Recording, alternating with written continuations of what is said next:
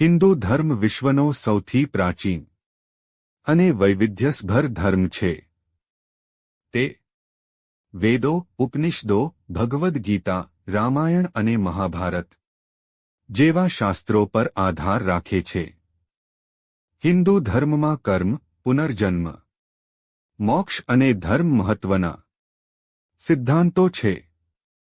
મુખ્ય દેવતાઓમાં બ્રહ્મા, વિષ્ણુ, મહેશ, લક્ષ્મી, પાર્વતી, સરસ્વતી અને તેમના અવતારોની પૂજા થાય છે. હિન્દુ ધર્મ અહિંસા, સત્ય અને ભક્તિ પર ભાર મૂકે છે.